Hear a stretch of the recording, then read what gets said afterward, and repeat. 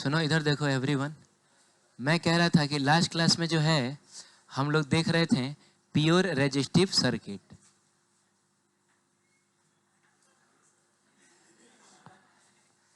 Last class में हम लोग देख रहे थे प्योर रेजिस्टिव सर्किट, जिसमें एक अकेला एक लौता रेजिस्टेंस होगा with an AC source of voltage V nought sine omega T. लेकिन करंट तो हम लोग I nought sine omega t plus phi ना लेते हैं। देखिए मकसद दो ही है, एक है फाई पता करना और एक है आई नॉट पता करना। तो आपको याद होगा कि जब हम लोगों ने, अच्छा याद क्या होगा, मतलब हमने देखा था ना कि V बराबर होता है आई आर। अरे इसके क्रॉस वोल्टेज कितना है, V है। इसके क्रॉस वोल्टेज कितना होता है, आई आर होता है। क्या बोलते हो? तो इसके क्रॉस वोल्टेज और इसके क्रॉस वोल्टेज क्या होगा, बराबर होगा। तो V बराबर हम लोगों ने ऐसा आई आर किया था, तो I बराबर ऐसा V बाई आर हो गया था। V की जगह V nought sine omega t divided by R. और सुनो ना, इसके बगल में जो कुछ भी होता है वो इसकी सबसे मैक्सिमम वैल्यू होती है। तो याद है हमने I बराबर कह दिया था आई नॉट साइन ओमेगा टी। तो बताइए आई नॉट एक्चुअली है कितना, तो वी नॉट अपॉन आर है। और इस केस में फाई कितना आया था, फाई कितना आया था? अरे कंपेयर करो ना, आई नॉट साइन ओमेगा टी, तो प्लस में जीरो है ना, है तो जीरो आया था। और फिर हमने कॉस फाई, जिसको पावर फैक्टर बोला जाता है, वो कितना हो जाएगा, 1 हो जाएगा। बताइए इस केस में अगर हम दोनों साइड √2 से डिवाइड करें तो आई नॉट बाई √2 क्या बन जाएगा, I R M S. V nought by √2 V R M S by R हो जाएगा। ये सब देख रहे थे हम लोग। और फिर हमने देखा था कि एवरेज पावर जो होता है वो होता है V R M S into I R M S into cos phi.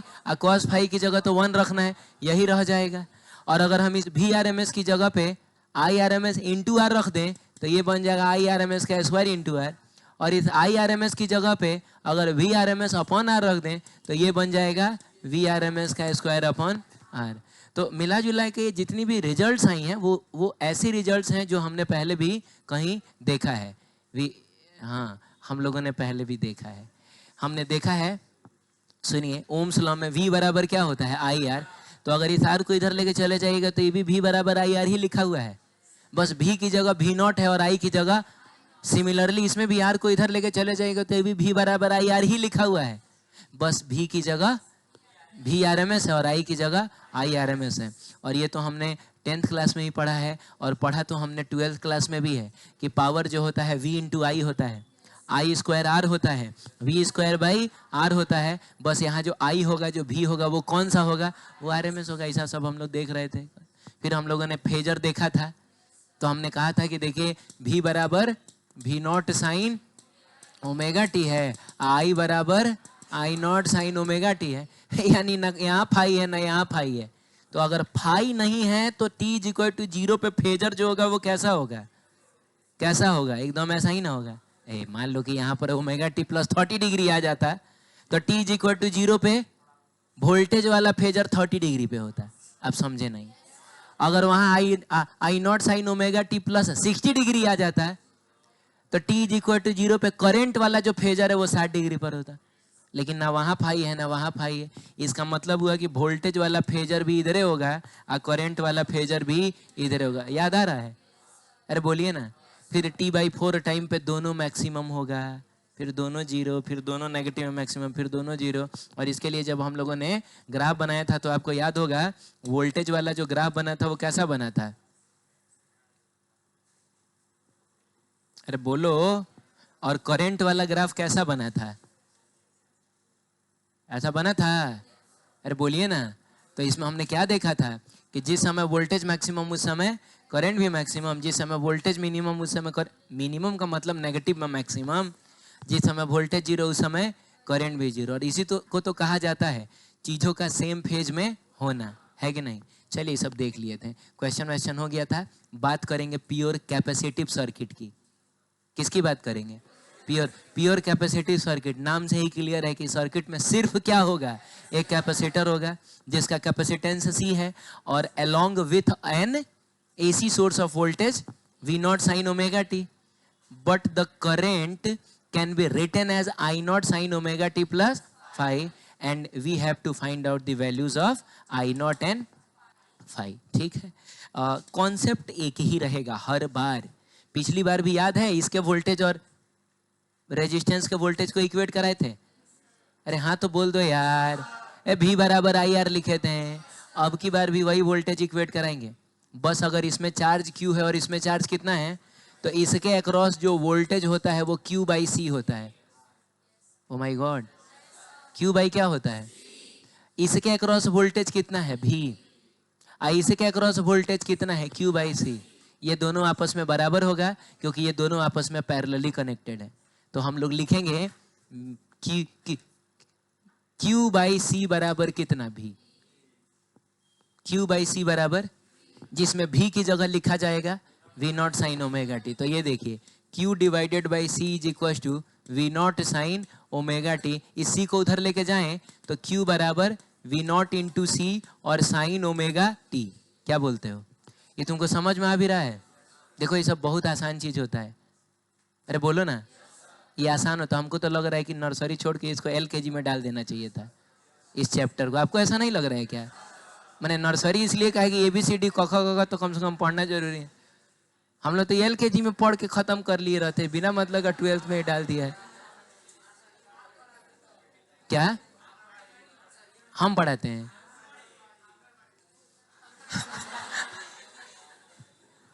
Anganwadi में डाल देना चाहिए इसको। सही है बोल रहे हो तुम। इतना भी कुछ आसान क्यों कैसे हो सकता है बताइए? हैं?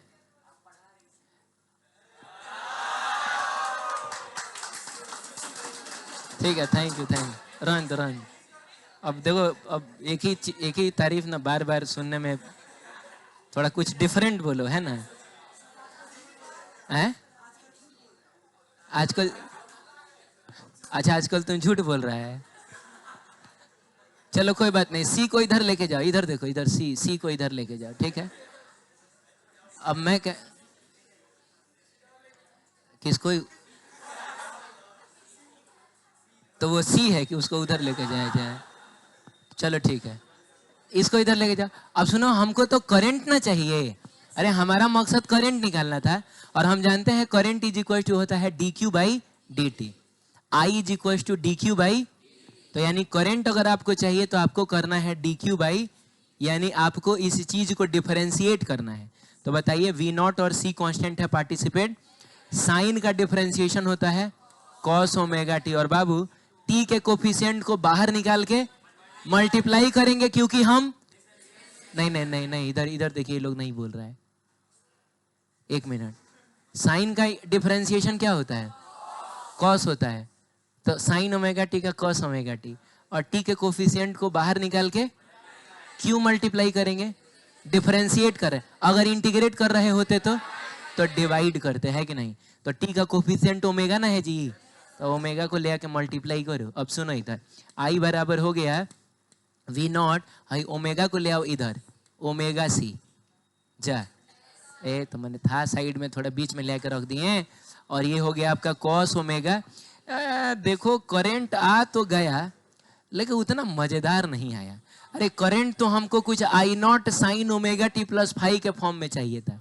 अच्छा एक चीज तो आप कह रहे होंगे कि सर तब एक काम करिए ना, इसको I0 मानिए, क्योंकि साइन हो चाहे कॉस हो, इस साइड में जो कुछ भी होता है वो इसकी सबसे मैक्सिमम है। एकदम मुझको इसको I0 लिख देना चाहिए। लेकिन एक मिनट रुकिए, मैं लिख दूंगा बाद में, अभी मन नहीं कर रहा है। साइन ना चाहिए था, यहाँ क्या मिल रहा है? कॉस मिल रहा है। तो पहले इस कॉस को कन्वर्ट करना पड़ेगा साइन में। किस में? साइन में। और इसकी जगह पे लिखना पड़ेगा I0। अरे बोलो। तो अच्छा पहले रुको, मैं बाद में I0 लिखूंगा, इसको अभी रहने दो। V0 ओमेगा C रहने दो, बारी बारी से हम लोग ये स्टेप्स ले रहे हैं। पहले इसको साइन में बदला जाए। देख लो इधर, देख लो क्या किया जाए, साइन में बदला। कैसे साइन में बदलाएगा? तो मैं तो लिख देता हूँ साइन क्या, ओमेगा टी प्लस π/2। मैं डायरेक्ट लिखता हूँ, हालांकि मैं अभी समझा देता हूँ कि इससे ये कैसे आएगा, चाहे इससे ये कैसे आएगा। लेकिन मैं तो कहता हूँ कि तुम इस स्टेप को याद रखोगे, डायरेक्ट ओमेगा टी प्लस π/2 लिख देना। और क्यों? क्योंकि रुकिए एक मिनट, ये कौन है? कॉस है, करंट, तो कॉस है, यानी कैपेसिटर के केस में करंट आगे होता है। अरे बोलिए ना, किससे? वोल्टेज से। तो वोल्टेज का फेज है अगर ओमेगा टी, तो करंट का फेज होगा omega t plus pi by 2। तो ऐसे मैंने सोच के डायरेक्टली लिख दिया। और बाद में मैंने सोचा कि क्या इसको इसमें कन्वर्ट किया जा सकता है। तो क्वाड्रेंट कौन सा है, एक मिनट रुकिए ना, ये लिखा हुआ है साइन 90 प्लस थीटा। अरे थोड़ा आगे पीछे हो गया है, लेकिन 90 प्लस थीटा ही ना है। सेकंड क्वाड्रेंट में साइन कैसा होता है, यानी इसका आंसर पॉजिटिव में आएगा और 90 डिग्री पर चेंज हो जाता है। 90 पर चेंज हो जाता है। तो बताओ ना साइन किस में बदलेगा, कॉस में ही ना बदलेगा। तो आपको नहीं लग रहा है ये sine 90 plus theta cos theta होगा, यानी कॉस थीटा को हम साइन 90 प्लस थीटा लिख सकते हैं। चलिए अब थोड़ा इसको देखा जाए। इसको मैंने जब बहुत ध्यान से देखा तो ये कुछ लिखा हुआ है V नॉट इंटू ओमेगा से लिखा हुआ है। फिर मैंने सोचा कि यार पिछली बार भी यहाँ जो कुछ आया था उसको मैंने I नॉट लिखा था, लेकिन पिछली बार क्या आया था, पिछली बार आया था V नॉट बाई आर, इसको मैंने I नॉट लिखा था। ओ माय गॉड, इसका मतलब पिछली बार V नॉट के नीचे कुछ आया था और यहाँ पर V नॉट के बगल में कुछ आ गया है। अच्छा, तो V नॉट के नीचे क्या आया था, रेजिस्टेंस आया था। जा यानी वोल्टेज अपन रेजिस्टेंस ही ना करंट होता है। अब मान लो कहीं ऐसा लिखा हुआ रहे कि V नॉट अपॉन हाथी बराबर करंट, बताओ तो ये हाथी क्या होगा। कन्फर्म है कि ये हाथी कुछ और नहीं एक रेजिस्टेंस होगा। तो अपना वोल्टेज अपन रेजिस्टेंस करंट आएगा। तो मेरा ऐसा मन है कि मैं इसको भी V नॉट अपॉन समथिंग करूं ताकि वो समथिंग एक रेजिस्टेंस बन जाए। तो लेकिन कैसे करूं, कुछ ऐसा समझाओ हमको। ये बगल में ओमेगा सी आ गया, जबकि हम चाह रहे हैं V नॉट अपॉन समथिंग में है। क्या करूं जल्दी बताओ, समय बहुत कम है, क्या करूं। अच्छा, ये अमन नाम का एक लड़का है जो कह रहा है कि सर आप इसको ऐसे करिए कि V नॉट को रहने दीजिए, आई ओमेगा सी को ले आके 1 अपन ऐसा करने को कह रहे हो। सही बोल रहा है ये, क्योंकि अल्टीमेटली ये ओमेगा सी व कूद के ऊपर जाके इससे मल्टीप्लाई ही ना हो जाएगा। लेकिन देखिए हम अपने मकसद में भी तो कामयाब हो गए। V नॉट अपॉन समथिंग आ गया कि नहीं। हाँ ठीक है, और बाकी जो है उसको छाप डालिए sign omega t plus pi by 2। अब आप बताइए ये जो बक्सा में आपको ये दिख रहा है वो एक टाइप का क्या होगा, क्योंकि वोल्टेज अपॉन रेजिस्टेंस ही करंट बनेगा। क्या बोलते हो। तो इस 1 अपॉन ओमेगा सी को ना हम लोग XC से डिनोट करते हैं। कैसे, और इसको कहा जाता है कैपेसिटिव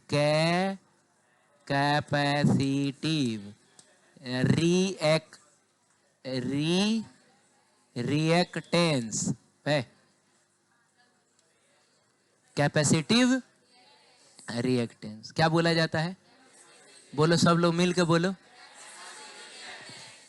क्या है ये XC, बोलिए। कैपेसिटिव रिएक्टेंस है। तो कैपेसिटिव रिएक्टेंस जो है यानी 1 अपन ओमेगा सी जो है वो एक टाइप का, अरे एक टाइप का रेजिस्टेंस ही तो है। तो ये रेजिस्टेंस किसने ऑफर किया है, कैपेसिटर में। तो हम लोग इसको बोल सकते हैं it is nothing but resistance offered by capacitor. Resistance offered by क्या, कैपेसिटर है। अब समझ रहे हैं, बोलिए जल्दी। हाँ, अब हम इसको लिख सकते हैं I बराबर V नॉट अपॉन XC और sign omega t plus pi by 2। कुछ समझ में आ रहा है तुमको। अब तुम बताओ तो इसको मैं क्या लिख सकता हूँ, I नॉट। तो मैं अब फाइनली लिखने जा रहा हूँ I बराबर I not sine omega t plus pi by 2। आप बताइएगा मुझको थोड़ा कि आखिर यहाँ I नॉट है कितना। चलिए मैं नए पेज में चलता हूँ। I नॉट है कितना। अच्छा, तो यहाँ I not V not upon XC है क्या। पिछली बार ये था V नॉट अपन R, अब की बार है V नॉट अपन X। पिछली बार था voltage upon resistance offered by register, अब की बार है voltage upon resistance offered by capacitor. मिलता जुलता है। चलो ठीक है, लेकिन कौन बताएगा इस केस में फाई कितना आया? फाई की जगह कितना आया? और अगर फाई पाई बाई 2 है तो जो पावर फैक्टर नाम की चीज होती है, पावर फैक्टर जिसको हम लोग cos फाई बोलते हैं, वो कितना हो जाएगा? देख रहे हो, 0 नहीं हो जाएगा। और बाबू अगर ये पावर फैक्टर 0 हो गया, रुको 1 सेकंड, लेकिन पहले चलो कोई बात नहीं, तो एवरेज पावर कितना आएगा? V R M S into I R M S into cos phi. ओ, और कॉस फाई 0 है, कोई एवरेज पावर ये डिलीवर कैसे करेगा? ये कैपेसिटर है, कैपेसिटर तो एनर्जी को स्टोर कर लेता है, वो कहाँ से पावर डिलीवर करेगा? क्या बोलते हो? तब देखिए पावर 0 आ गया। अब आप बताइए, क्या हम दोनों साइड में √2 से डिवाइड करें क्या? बोल क्यों नहीं रहे हैं? कर लें। तो जब इसको √2 से डिवाइड कर दोगे, बोलो बच्चों, तो ये I0 by √2 I R M S, V0 by √2 V R M S upon XC। देखो ना, वही सब आ रहा है कि नहीं? पिछली बार आया था I R M S is equal to V R M S upon are,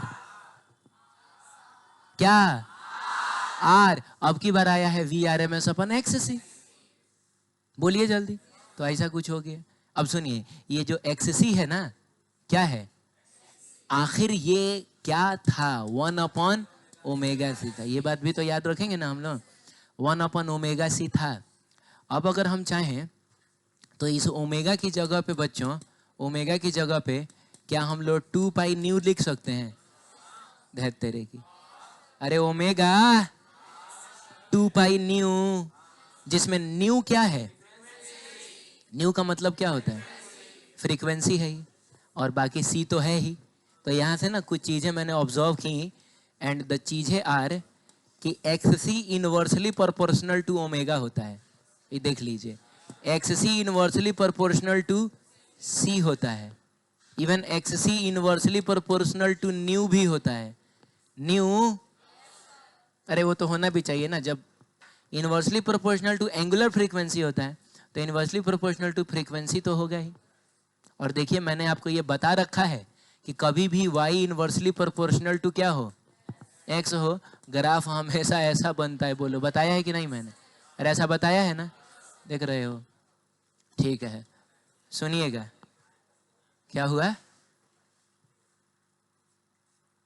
हाँ ठीक है, ये देखिए, तो अगर कोई पूछेगा कि बताइए बताइए आप XC वर्सेज फ्रीक्वेंसी का ग्राफ कैसा बनेगा, XC वर्सेज ओमेगा का ग्राफ कैसा बनेगा, XC वर्सेज C का ग्राफ कैसा बनेगा? अरे भाई, तो ऐसा ही ना बनेगा, क्योंकि XC इन सब के इनवर्सली प्रोपोर्शनल होता है। बोलिए जल्दी। देखिए, ये सारी बातें आपकी किताब में लिखी हुई हैं, देखिए जल्दी।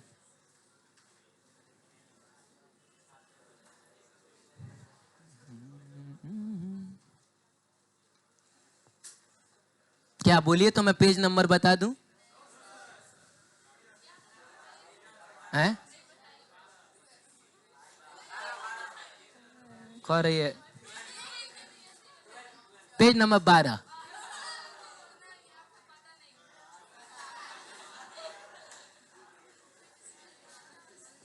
चलिए, बकवास का समय खत्म होता है, और देखिए किताब में लिखा हुआ है, खाली देख ले, या थोड़ा एक बार थोड़ा देख के बताइए, कुछ ऐसा तो नहीं ना जो हमने छोड़ दिया हो? हाँ, एक चीज है, छोड़ दिया है हमने, फॉर DC सर्किट छोड़ दिया ना हमने, फॉर DC सर्किट। देखिए उसमें लिखा होगा। अच्छा, इसके बाद है, चलिए बताता हूं मैं। DC सर्किट की फ्रीक्वेंसी कितनी होती है? DC सर्किट की फ्रीक्वेंसी कितनी होती है? फ्रीक्वेंसी का मतलब हुआ कि 1 सेकंड में वो कितनी बार रोटेट करेगा? एक भी बार नहीं। तो DC सर्किट की फ्रीक्वेंसी होती है 0। सुनिएगा, DC सर्किट की फ्रीक्वेंसी होती है फॉर DC सर्किट फ्रीक्वेंसी 0। अब बाबू, फ्रीक्वेंसी अगर 0 तो XC की वैल्यू होगी 1/2 पाई न्यू ना होता है जी, इंटू C। अरे बोलो यार, तो ये नीचे वाला अगर 0 हो गया ना, ये चीज अगर 0 हो गया तो ये ओवरऑल इन, ओहो हो, इसका मतलब हुआ, सुनिए 1 मिनट, एक कैपेसिटर, कौन? DC सर्किट में इनफाइनाइट रेजिस्टेंस ऑफर करता है। नहीं समझे आप? कितना रेजिस्टेंस ऑफर करता है? यानी वो करंट को पास ही नहीं करने देगा। इनफाइनाइट रेजिस्टेंस का क्या मतलब हुआ? करंट नहीं पास करने देगा। और ऐसा ही होता है, सुनिए बता रहा हूं मैं। एक कैपेसिटर है, उसको आपने डीसी सर्किट में कनेक्ट कर दिया, बिल्कुल थोड़ी देर करंट पास करेगा, 2 मिनट 4 मिनट, जितनी देर में ये फुल चार्ज ना हो जाए उतनी देर तक तो सर्किट में करंट फ्लो करेगा। लेकिन उसके बाद आप इसको 10 साल तक भी लगाए रखिए, इस सर्किट में करंट फ्लो, क्योंकि एक बार ये चार्ज अगर हो गया, या यूं कहें कि चार्ज करके ही अगर हमने इसको लगा दिया, तो कभी इसमें करंट फ्लो नहीं करेगा। तो ये बात सही भी है, बोलिए ना। ठीक है, 10 घंटे के लिए मैंने कैपेसिटर लगाया, तो हो सकता है शुरू के 2-4 मिनट करंट फ्लो करेगा, क्योंकि चार्ज भी तो होना है। लेकिन एक बार ये चार्ज हो चुका है, अरे बोलो, उसके बाद अब ये सर्किट को कितना रेजिस्टेंस ऑफर करेगा? इनफाइनाइट। अब करंट फ्लो करेगा ही नहीं।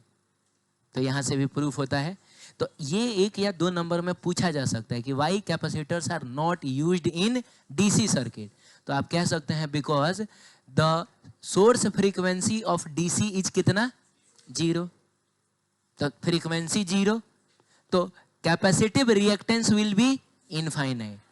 यानी हम कह सकते हैं कि कैपेसिटर डीसी सर्किट को इनफाइनाइट रेजिस्टेंस ऑफर करेगा, जिसकी वजह से उसमें करंट फ्लो नहीं करेगा, यानी वो किसी काम का, अब वो सर्किट ही क्या जिसमें करंट फ्लो ना करे, वो रोड ही क्या जिसमें लोग ना आए जाए, उसको रोड बोला जाएगा, लोग आता जा। अच्छा, तुमको वाह वाह बोलना था क्या इसमें? आए रहने दो, रहने दो, छोड़ दो, जाने दो, तुम समझ रहे हो ना। तो ये चीज है, तो आप देख लीजिए, ये चीज भी उसमें लिखा होगा।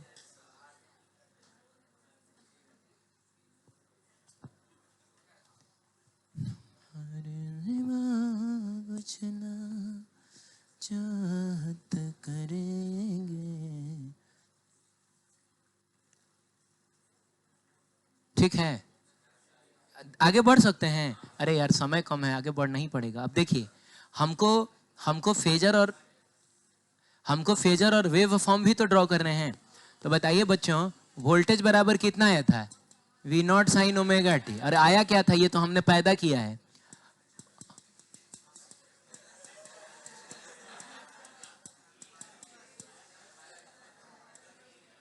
क्या हुआ?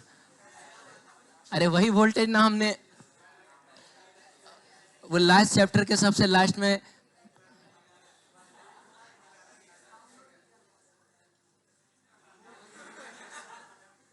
क्या नहीं समझ पा रहे हैं? अच्छा छोड़ो, हटा, बकवास मत करो। हाँ सुनो, फेजर हमको ड्रॉ करना है, फेजर डायग्राम ड्रॉ करना है। तो आप बताइए वोल्टेज के लिए फाई कितना है? यानी वोल्टेज वाला जो फेजर होगा ना, वो t इज इक्वल टू 0 पर एकदम कैसा होगा? हॉरिजॉन्टल होगा। ये देखिए, ये वोल्टेज वाला फेजर एकदम ऐसा होगा। क्यों बच्चों, क्यों बताओ? क्योंकि यहाँ फाई की वैल्यू कितनी है? 0 है। अरे बोलिए, अगर मान लीजिए यहाँ 30 डिग्री होता तो हम इसको 30 डिग्री पे बनाते, 60 डिग्री होता 60 डिग्री बना, 90 डिग्री हो 90 डिग्री बनाते। लेकिन बताइए करंट के लिए फाई की वैल्यू कितनी आ गई? ओ, इसका मतलब हुआ कि करंट वाला जो फेजर होगा वो π/2 का मतलब कितना है? वो 90 डिग्री पे होगा। At t is equal to 0, the phasor of current will be drawn in vertically upward direction.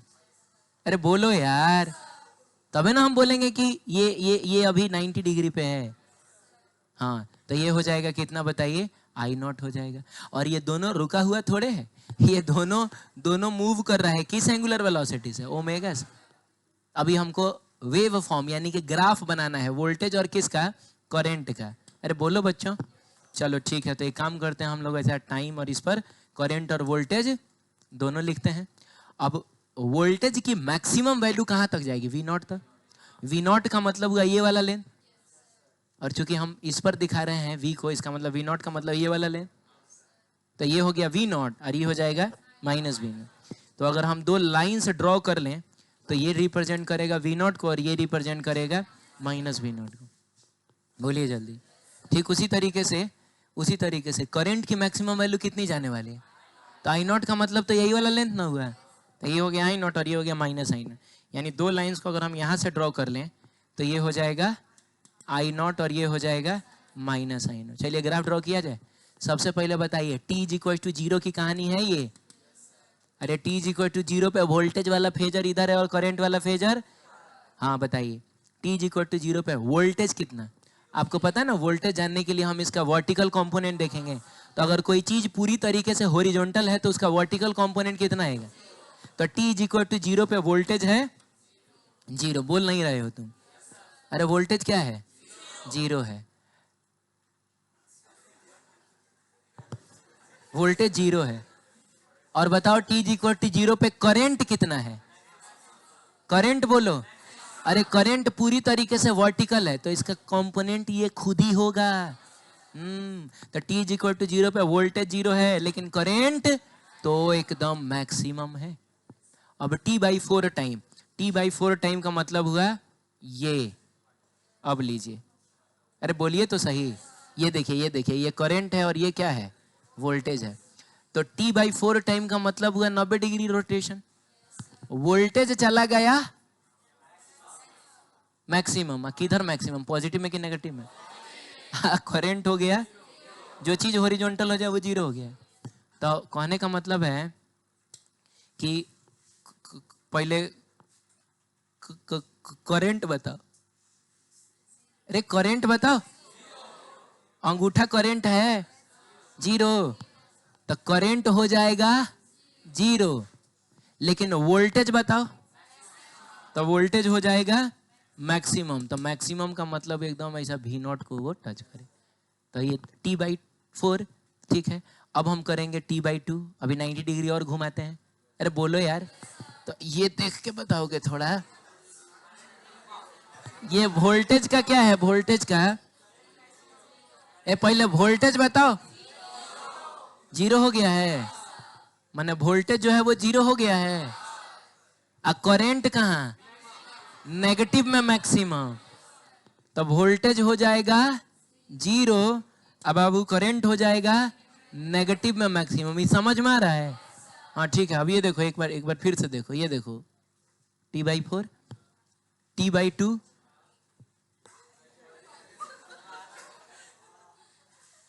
नहीं हो गया ये 3/4। तब टाइम पीरियड नहीं हो गया। जब कुछ हमको लग रहा है गड़बड़ हो गया। रहने दो एक मिनट इसको। तुम समझ रहे हो ना? तुम अब ऐसा ही बताओ ना, वोल्टेज यहाँ पहुंचा, अब यहाँ ना पहुंचेगा। तो वोल्टेज हो गया नेगेटिव में मैक्सिमम।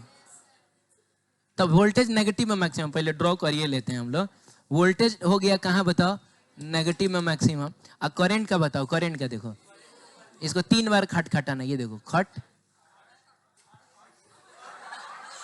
नहीं नहीं देखो बदतमीजी नहीं होना चाहिए ना।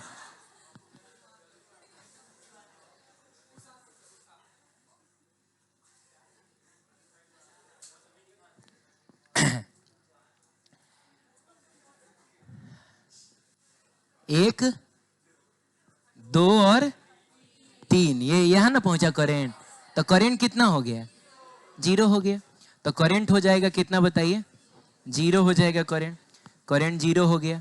अब हम ना टी टाइम की बात, टी टाइम का मतलब एक चक्कर कंप्लीट हो चुका है। तो एक चक्कर कंप्लीट हो चुका है तो वोल्टेज वापस से यहाँ और करंट वापस से, आप समझ रहे हैं ना? हाँ तो बताइए वोल्टेज एक बार फिर से कितना हो जाएगा? जीरो हो जाएगा। अरे कुछ तो बोलिए। और करंट कितना हो जाएगा? पॉजिटिव में मैक्सिमम। क्या लग रहा है, इसी को अब आगे बढ़ा दें? तो ये अब कहाँ जाएगा? जीरो जाएगा, फिर नेगेटिव में मैक्सिमम, फिर जीरो जाएगा। और इस वोल्टेज का क्या होगा बोलिए? अभी पॉजिटिव में मैक्सिमम, फिर जीरो और फिर कहाँ? नेगेटिव में। ये चीज़ आप समझ पाए? सुनिए सुनिए, ये ग्राफ ड्रॉ करने के लिए इतना नाचने की जरूरत नहीं थी। वो हम वो देख के ड्रॉ कर सकते थे। जा है भी नॉट साइन ओमेगा टी है, तो साइन ओमेगा टी है तो ग्राफ जो होगा वो यही से ना शुरू होगा। तो देखो ना वोल्टेज वाला ग्राफ यही से ना शुरू हुआ है, हैं? और ये I nought sine omega t plus π/2 है। कितना है? तो इसका मतलब ये हुआ कि ग्राफ बनता बिल्कुल ऐसा, लेकिन कितना खिसका देना है? पाई बाई 2 खिसका देना है। पाई बाई 2 का मतलब यहाँ ये जगह पाई बाई 2 होता है, तो इसको पकड़ के खिसका दो यहाँ। इसका मतलब हुआ द ग्राफ विल बी शुरू फ्रॉम कहाँ? अरे यहाँ ना। तो तुमको नहीं लग रहा है ग्राफ किसका? करंट वाले का। करंट वाले का कहाँ शुरू होगा? मैक्सिमम से शुरू होगा, नीचे जाके ऐसा ऊपर जाएगा। क्या लग रहा है? करंट वाला ग्राफ मैक्सिमम से शुरू होकर नहीं गया है? ऐसा नहीं लग रहा है कि किसी ने एक्सिस को खिसका दिया है पाई बाई 2? अरे बोलो। तो ऐसा नाच नाच के भी हम लोग बना सकते हैं, और चाहे तो उसको देख के भी बना सकते हैं। लेकिन एक चीज ऑब्जर्व करने वाली ये है, सुनिएगा, ऑब्जर्व करने वाली बात सुनिए। आप ध्यान से देखिए, जिस समय एक मैक्सिमम हो रहा होगा दूसरा उस समय जीरो होगा। देख लीजिए, भले वो नेगेटिव में मैक्सिमम हो चाहे पॉजिटिव में हो।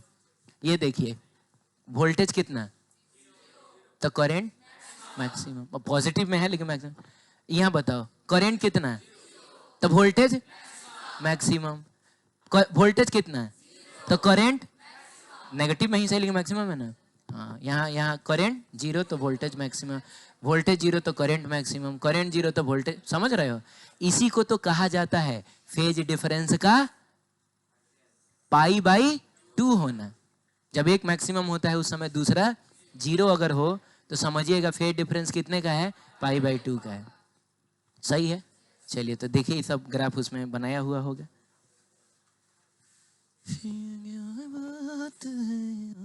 आगे बढ़े। कह रहा है डिफाइन कैपेसिटिव रिएक्टेंस। क्या है कैपेसिटिव रिएक्टेंस में?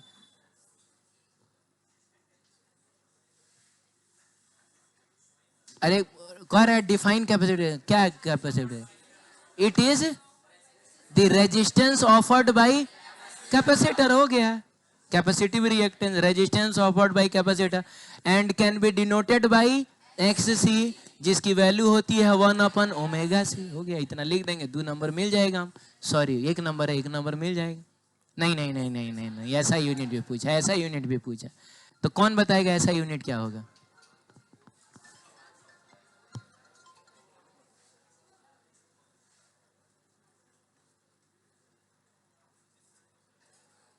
बोलो बच्चों। क्या? अरे क्या होगा इसका ऐसा यूनिट? ओम क्यों होगा? क्योंकि ये रेजिस्टेंस ही ना है, तो ओम होगा। समझ में आया? ठीक है, आगे बढ़े। ये क्या कहता है? Sketch the graph showing. ये बिहार बोर्ड का ना था पिछला वाला? नहीं, CBSE का। ओ CBSE था, इसीलिए 1 नंबर में 2 चीज पूछ रहा है। हाँ, वही तो बोले कि बिहार बोर्ड को कब से दौरा पड़ने लगा। sketch a graph showing the variation of reactance of the capacitor with frequency of the applied voltage। ये कह रहा है कि रिएक्टेंस वर्सेस ये होता है, यही तो होता है। आगे बढ़े। चलिए ये बताइए, बिहार बोर्ड है, कह रहा है the phase difference between current end voltage in only capacitive alternating circuit। only, अरे only capacitive का मतलब वही हुआ प्योर कैपेसिटिव। तो प्योर कैपेसिटिव सर्किट के केस में वोल्टेज और करंट के बीच का फेज डिफरेंस कितने का होता है? पाई बाई 2 का मतलब क्या होगा? 90 डिग्री का होता है। तो ये 90 डिग्री हो जाएगा। ये समझ में आया? अच्छा, तुम लोग अपने स्कूल में पढ़ोगे तो ये चैप्टर तुमको सबसे टफ लगा होगा। बाकी सब माने जिस भी स्कूल में आप पढ़े होइएगा, बाकी सब चैप्टर में कुछ भी थोड़ा बहुत समझ में आ रहा होगा। इसमें आपको अगर पहले मेरे पढ़ाने से पहले पढ़ोगे कुछ समझ में नहीं आ रहा होगा क्या चल रहा है। लेकिन अभी आपको ये सबसे आसान लग रहा है कि नहीं? चलिए, हो गया। प्योर इंडक्टिव सर्किट का क्या मतलब हुआ? प्योर इंडक्टिव सर्किट नहीं, अभी समय है ना हमारे पास। प्योर इंडक्टिव सर्किट का क्या मतलब हुआ? केवल एक इंडक्टर होगा। तो रेजिस्टर के पास होता है रेजिस्टेंस, कैपेसिटर के पास होता है कैपेसिटर, तो इंडक्टर के पास होता है इंडक्टेंस, एंड इंडक्टेंस को डिनोट किया जाता है L से। हाँ, and which is connected by an with an AC source of voltage V0 sine omega T. क्यों V0 साइन ओमेगा टी? सही है। अरे हमने पैदा किया है भाई। तो उसको हम लोग ऐसे ही थोड़े छोड़ देंगे, जैसा भी है। ठीक है, कहानी की अच्छा हाँ, तो वोल्टेज इतना है, लेकिन जो करंट होगा वो तो डिफरेंट होगा। It will be something like I nought sine omega t plus five, and our मकसद is to find I nought and five. यही दो चीज़ हमको फाइंड आउट करना है हर बार की तरह। तो शुरुआत हर बार की तरह एक ही जगह से होगी, इसके और इसके वोल्टेज को इक्वेट कराने से।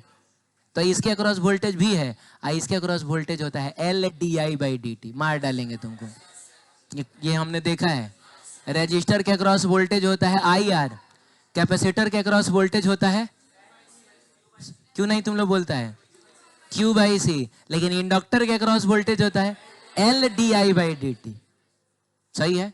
हालांकि पढ़े तो हम लोग minus L D I by D T है, लेकिन वो माइनस साइन बस ये बताता है कि इसका जो वोल्टेज होगा वो चेंज इन करंट का क्या करेगा, अपोज करेगा। तो बाकी हमको खाली मैग्नीट्यूड ही इक्वेट कराना है। तो इसका वोल्टेज अगर भी है तो बाबू भी बराबर हो जाएगा एल, भी बराबर भाई, बहुत तुम लोग मूड़ी पर चढ़ गया है, तुम लोग को नहीं लगता ऐसा है? चलो समय कम है, इधर देखो।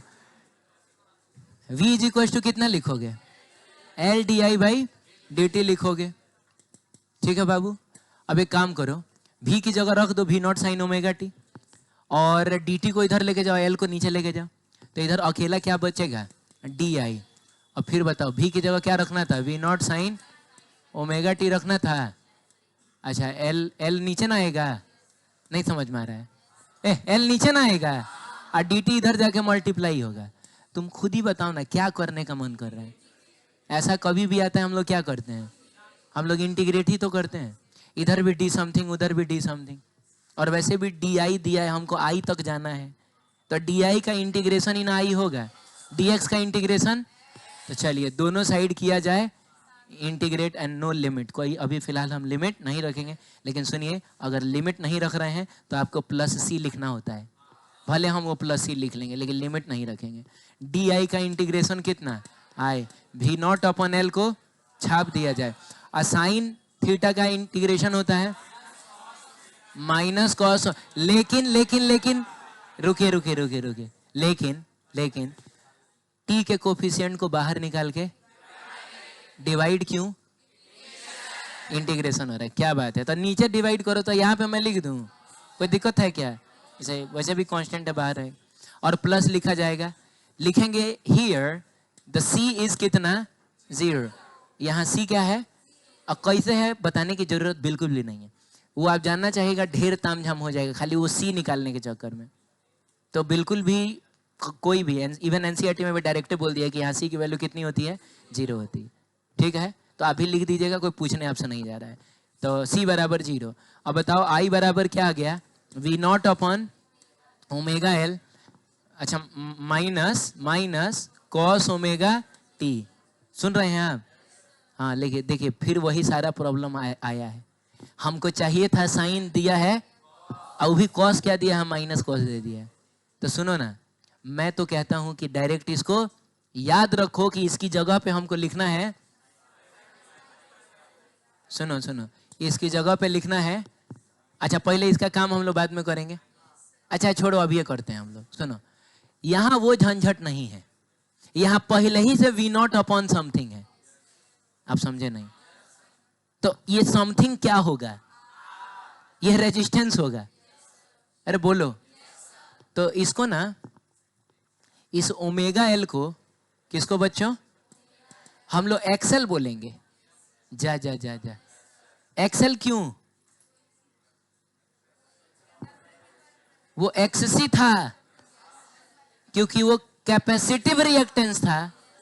ये एक्सेल है क्योंकि ये इंडक्टिव रिएक्टेंस है। क्या बात है, तो इसको क्या बोला जाएगा बोलिए, इंडक्टिव रिएक्टेंस। ये इंडक्टिव रिएक्टेंस लिखा हुआ है। और ये क्या है बताइए, रेजिस्टेंस ऑफर्ड बाय क्या, inductor, resistance offered by inductor है ये। मैंने आप देखिए, मैं अब हम लोग इस स्टेज पे पहुंच चुके हैं कि हम एक दूसरे की भावनाओं को समझ सकते हैं क्या। तो अब अगर हर चीज मैं एक्सप्रेस ही करूं क्या, तो आखिर बात ही क्या रह जाएगी। तो मैं कह रहा हूं कि ये हो गया आपका कैपेसिटिव, नहीं सॉरी, इंडक्टिव रिएक्टेंस। लेकिन इंडक्टिव रिएक्टेंस कितना है, बस ओमेगा एल है। कैपेसिटिव रिएक्टेंस 1/ओमेगा से आता था, ये बस ओमेगा इंटू एल आया है। सही है। हाँ, अब देखिए आई बराबर क्या लिखा जाए, V0/XL। और मैं कहता हूं कि याद ही रख लेना कि इसकी जगह पे आएगा साइन ओमेगा टी -π/2, ये याद ही रखना।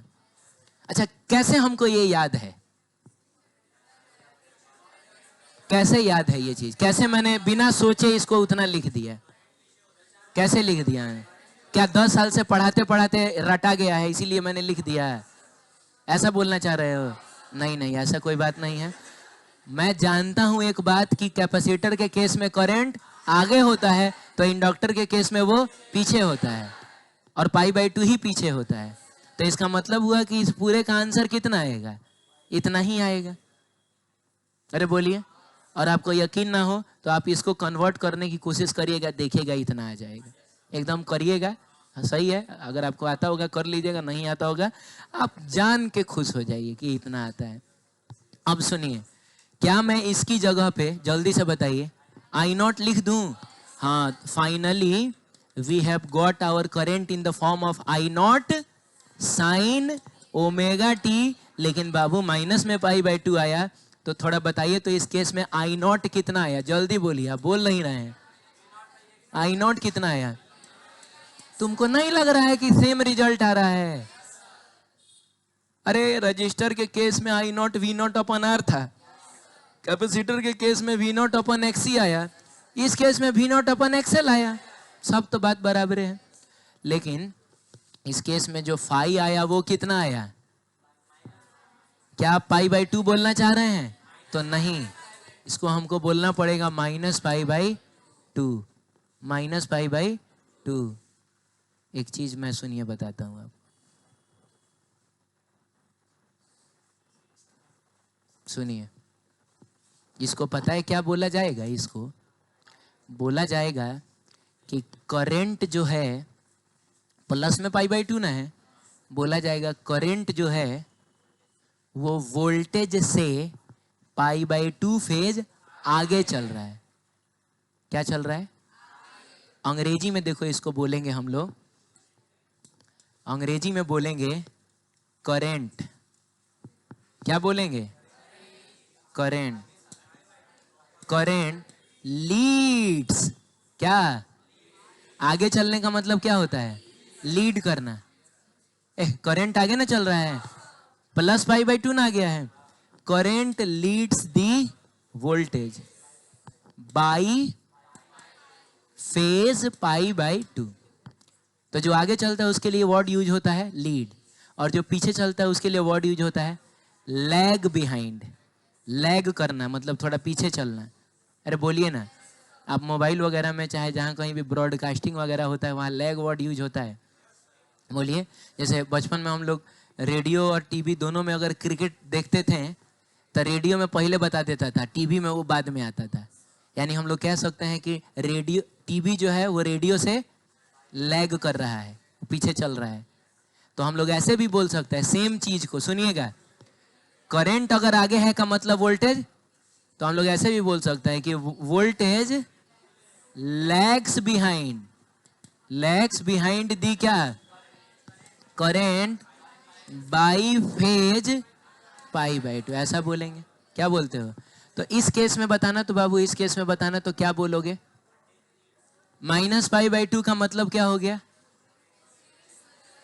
Current lags behind the voltage by phase π, या फिर voltage leads the current by phase π/2। ठीक, बाकी यही से आगे कंटिन्यू फिर करेंगे हम लोग कल।